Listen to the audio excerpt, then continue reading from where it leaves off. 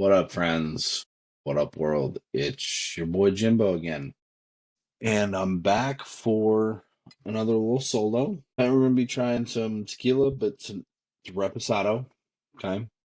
So we're going reposado. Reason we're going reposado is, a lot of what we've been doing is, mostly what I've been doing is whiskeys.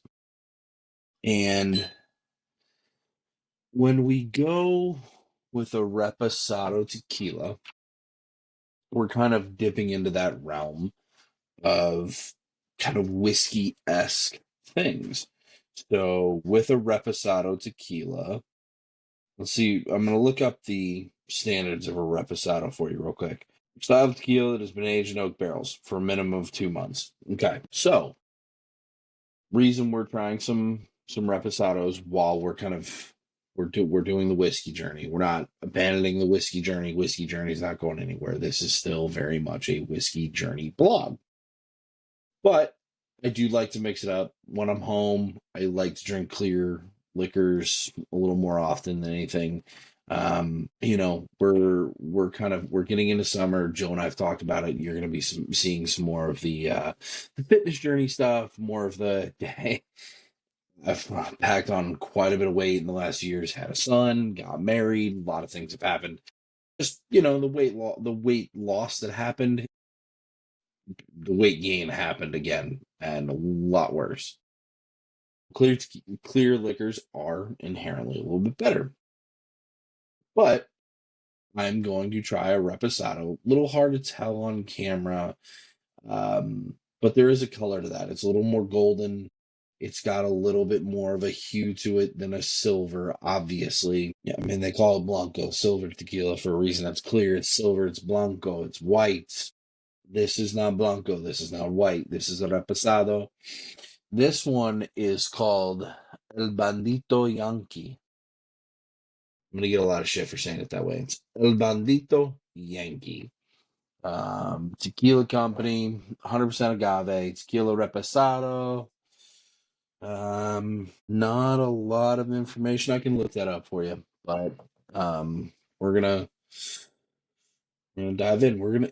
I'm when I'm doing these, I'm still gonna use the Glencairn. Gonna use the whiskey tasting, because part of the beauty of the Glencairn is it's supposed to diffuse the alcohol a little bit, right? Breathe deep, inhale deeply. So that agave is even a little bit more pronounced. There's a hint of smokiness, very herbal. A lot of tequilas that are 100% agave, and a tequila inherently should be pure agave, right? And if you go online, you're going to see a lot of debates about the additive free versus non-additive free. I'm personally a proponent of additive free. I haven't even looked up this El Bandito yet. I don't know if it's additive free, but the whole, give you a quick rundown of tequila. Tequila right now is kind of defined by your additive free versus your non-additive free. Your non-additive free are saying that this is a stupid argument. It doesn't need to exist.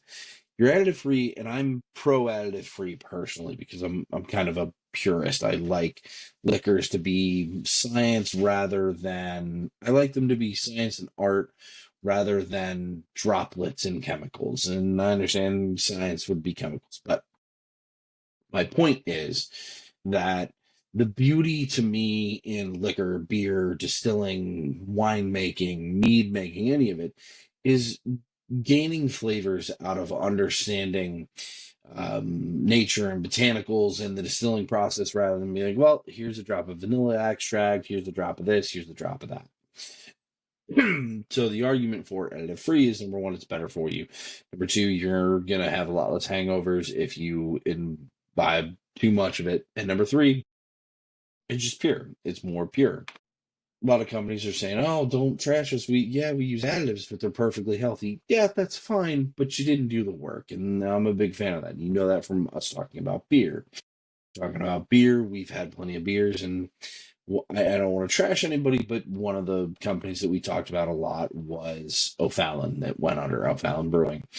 And a lot of their flavored beers, their cookie pack and all that stuff that they always put out every year was, it would taste like an oatmeal cookie, but it wasn't because they picked the right grains, the right hops, the right yeast, the right everything. It was like, no, we added flavoring that made it taste like a cookie. That's why I like the additive free tequilas. It's what does your tequila taste like without you trying to make it taste like something else? So here we go. Salud. Okay.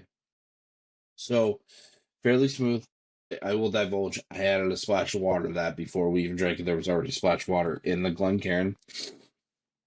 Got a sweetness to it. It's got a little bit of an aftertaste. It has a lot of oakiness to it.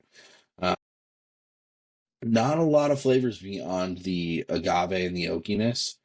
So for me, it's not a super complex tequila. Again, though, it's not a whiskey. It's not meant to have super complex flavors. You're not playing with levels of corn versus grain versus anything else.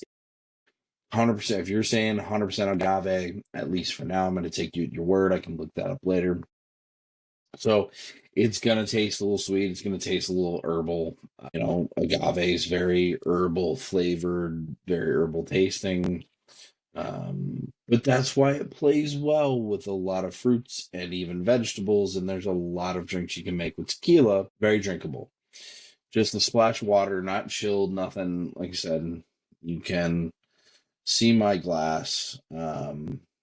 It's right. Get in there deep. Breathe it in.